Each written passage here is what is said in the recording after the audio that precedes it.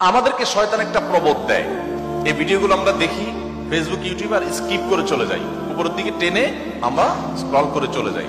শয়তান আমাদেরকে বলে তোমার কি করার আছে, তুমি একটা সামান্য, একে তো বাংলাদেশ মতো একটা ছোট্ট দুর্বল দেশ, আবার সে দেশের একজন অতি সাধারণ একজন নাগরিক, একজন নগণ্য মানুষ, তুমি এই আন্তর্জাতিক সমস্যার সমাধান করার মতো ক্ষমতা তো তোমার হাতে নাই, তোমার কি করার আছে? সো তুমি একটু আল্লাহর কাছে দোয়া করো, বাস। আমি একটু দোয়া করে ওটাকে স্কিপ করে আর একটা ঝাঁকানাকা কোনো ভিডিওতে আমি ডুবে যাচ্ছি। এই না আমাদের অবস্থা? আসলে কি তাই? আমি তো তা মনে করি না। এটা শয়তান আপনাকে মিথ্যা কথা বলে, আপনাকে মিথ্যা সান্ত্বনা দেয়। শয়তান বলে তোমার কিচ্ছু করার নেই। কে বলেছে আপনার কিছু করার নেই? আপনার যে কত কিছু করার আছে সেটা আপনি নিজেও ভাবেন নাই। আল্লাহ তাআলা আপনাকে জিজ্ঞাসা করবেন না তুমি সেখানে সামরিক শক্তি কেন পাঠাও না, কারণ সামরিক শক্তি আপনার হাতে নাই। আল্লাহ আপনাকে এটা জিজ্ঞেস করবেন না।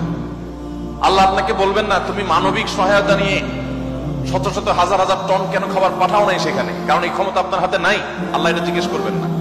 আল্লাহ জিজ্ঞাসা করবেন তোমার হাতে একটা ইহুদি পণ্য তোমার বাসায়, তোমার টয়লেটে, তোমার বেডরুমে, তোমার প্রত্যেকটা জায়গা, কখনো সাবানের নামে, কখনো শ্যাম্পুর নামে, কখনো লোশনের নামে, কখনো চকলেটের নামে, কখনো ড্রিঙ্কস এর নামে, কখনো রেস্টুরেন্টের ফাস্ট ফুডের নামে, তোমার বাসার প্রতিটা কক্ষে কক্ষে, প্রতিটা টয়লেটে তাদের পণ্যগুলো শোভা পেয়েছে।